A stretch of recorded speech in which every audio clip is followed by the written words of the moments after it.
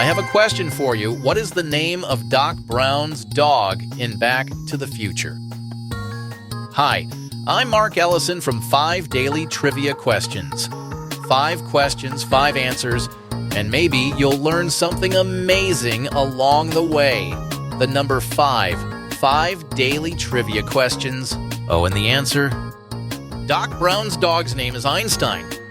5 Daily Trivia Questions. It is the world's most secretive election. When a pope dies, ancient traditions begin. A silver hammer, a destroyed ring, over 100 cardinals locked away from the world, choosing the next leader of 1 billion faithful. White smoke. The path to a new pope, from Calaroga Shark Media, wherever you get your podcasts.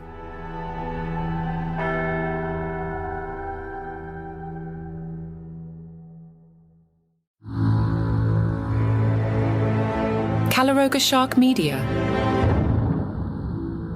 From Washington, D.C., where Trump just inspected Air Force One and made Boeing executives sweat more than a NASCAR driver in a fireproof suit, this is Ballot. That's right. It's another exciting day of presidential plane shopping, nuclear mishaps, and Tom Cruise possibly making the racing movie sequel absolutely no one asked for. Let's hit this. Hi, I'm Patrick Gutfield, and I hope you enjoyed your day off for 44 presidents and 1 dictator day. We had to work and dropped episodes both Sunday and Monday, so the least you could do is download them. You know who's having quite the second act? Donald Trump. He's basically running the country like it's season 2 of The Apprentice, except this time everyone's a potential business partner. Take this golf merger situation. Trump's hosting meetings in the Oval Office about Live Golf, which coincidentally happens to play at his courses. That's like having a meeting about pizza delivery regulations while owning 23 pizza shops. And not just any pizza shops, Saudi-backed pizza shops. Remember when presidents used to worry about conflicts of interest? Trump's collecting them like they're Pokemon cards. He's got golf courses, cryptocurrency, and more business interests than a monopoly board. The whole thing's got ethics lawyers pulling their hair out faster than Nicolas Cage in a National Treasure movie. But hey, we're all for it because we know Trump listens to the show and we don't want to get thrown in the gulag. And speaking of interesting timing, right when Trump's about to regulate cryptocurrency, his family just happened to make $100 million in crypto fees. What a coincidence. Even Nancy Pelosi is like, hey, you timed that investment well.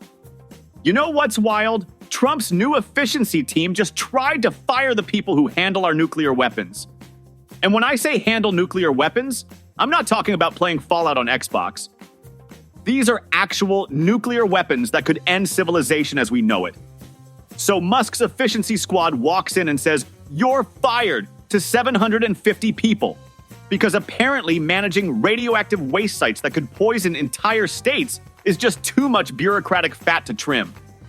They fired these people so fast, some of them found out they were unemployed when their emails stopped working. Which is fine until you're in the bunker below the White House and find out the nuke stopped working too. The best part? The Musketeers had to say just kidding and rehire almost everyone. Turns out firing the people who keep nuclear materials from contaminating drinking water wasn't such a brilliant cost-cutting move after all. Who could have guessed? Even the experts are saying this looks terrible to our enemies. Although if I were one of our enemies, I'd think it looks pretty great. At this point, our nuclear program has had more dramatic exits than a Real Housewives reunion show. And the Department of Energy tried claiming these were just administrative staff. Sure, and I'm just a guy who occasionally tells jokes. Good ones, too. These weren't people ordering office supplies. These were nuclear scientists working at places with names like Pantex Plant and Savannah River National Laboratory. You know, the kind of places where you don't want anyone making mistakes. Trump showed up at Palm Beach International Airport to inspect a Boeing plane, and I'm sure the executives there were sweating more than a teleprompter operator at a presidential debate. Here's the situation. Boeing's supposed to be building 2 new Air Force Ones. The current ones are so old they probably still have ashtrays and copies of TV Guide in the seat pockets. We're talking 30 years old. These planes are basically flying antiques at this point. Now, during his first term, Trump claims he's saved $1.6 billion on this deal just by threatening to walk away. He told this to Elon Musk during some kind of social media hangout session, which, by the way, is apparently how government business gets done now. Back in my day, presidents made deals over cigars and brandy, not emoji reactions. Speaking of Musk, he's trying to help Boeing deliver these planes faster. The first one won't arrive until 2027, and the second one shows up in 2028, right when Trump would be leaving office. And Trump's still hung up on changing Air Force One's paint job from light blue to dark blue. Biden killed that idea after someone did a study that basically said, hey, maybe let's not add more delays to test if dark blue paint can handle flying at 40,000 feet. The whole thing is starting to sound less like a government contract and more like one of those home renovation shows where nothing goes according to plan and everybody keeps finding new problems behind the walls.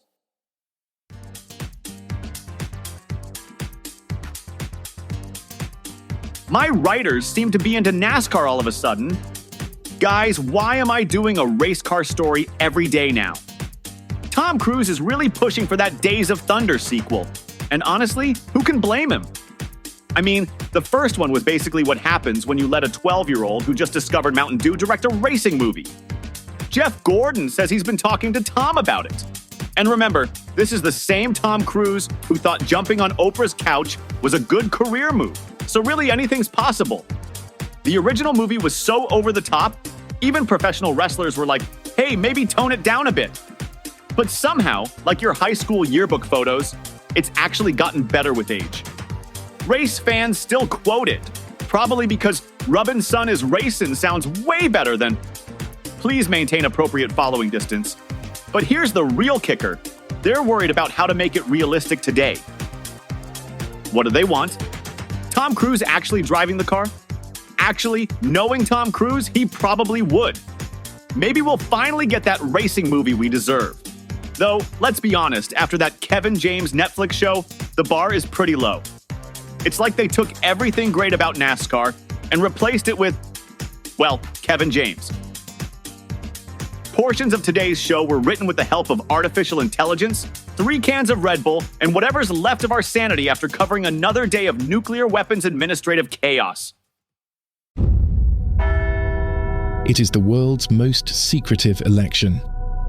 When a pope dies, ancient traditions begin.